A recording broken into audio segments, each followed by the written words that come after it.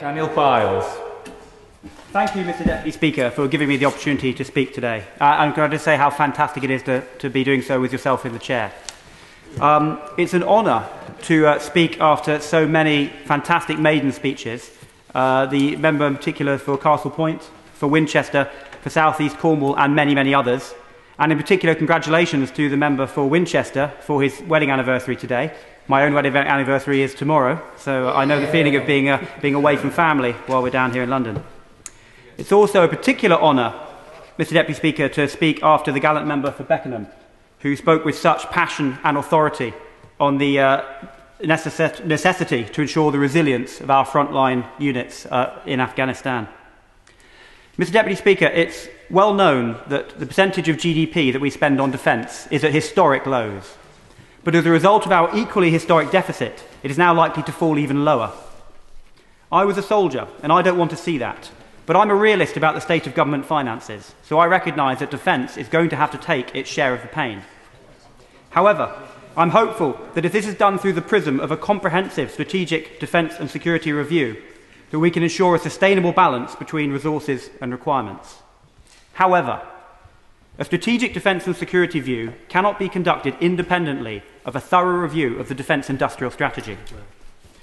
Mr. Deputy Speaker, a quarter of our defence budget is spent on equipment and services. Our current approach to acquisition is, at best, a mixed bag. The urgent operational requirement system allows for a valuable degree of flexibility and provides a way into the procurement system for our strong phalanx of small and medium-sized defence companies. But the core programme level, in too many cases, it's a disaster.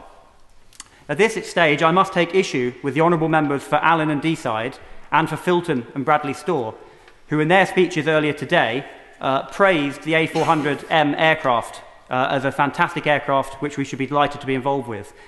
Mr. Deputy Speaker, I don't doubt that the final aircraft that results in this programme will probably be a very, very fine aircraft indeed. But the acquisition process that has got us to here is a testament to how not to procure an aircraft. Over 3 years late, almost 10 billion over budget, and arguably it is now considerably over-spec'd for the initial requirement. Earlier today, the Honourable Member for Portsmouth North in her maiden speech noted that the United Kingdom has not exported a naval vessel since the 1970s. Well, with the Type 45 destroyer, originally supposed to cost something like £280 million each, now costing over £1 billion each, is it any wonder that with the gold plating that goes on in our own procurement process, that we end up with bits of kit that are simply too expensive to export? It cost the last government £100 million simply to avoid making a decision about FRES for a year. The frictional costs at Abbey Wood have been estimated to cost some £500 million a year. Mr. Deputy Speaker, that would pay for a brigade of soldiers. Now, I'm a strong supporter of the UK defence industry. It is a UK good news story. It employs some 300,000 people and represents 10% of UK manufacturing jobs. And these are high-quality jobs, high-tech, high value-added jobs. The industry turnover is some £35 billion a year, 22% of which is exported. But the question must be asked whether the current acquisition process is designed to support our armed forces or our defence industry. It is supposed to do both. It is in danger of doing neither. Now, I'm old-fashioned, Mr. Deputy Speaker, and I believe that the defence budget is there to equip and train our armed forces and to support them in performing their duties at home and abroad. It is not there to support industry. There are other government departments who have that remit. And I'm not even convinced that the defence industrial strategy, as it currently operates, is good for our defence industry. We have some of the most successful, high-tech, highly skilled companies in the world, companies that are hampered, not helped, by the MOD's constant gold plating and moving goalposts. The MOD too often limits the industry's export potential by specifying equipment which is simply too expensive and too specialised for the export market. Mr. Deputy Speaker, I'm not arguing for scrapping the defence industrial strategy or for abandoning partnering between the MOD and industry. But anybody who thinks that the current acquisition programme is working is deluding themselves. There is a... yes, of course.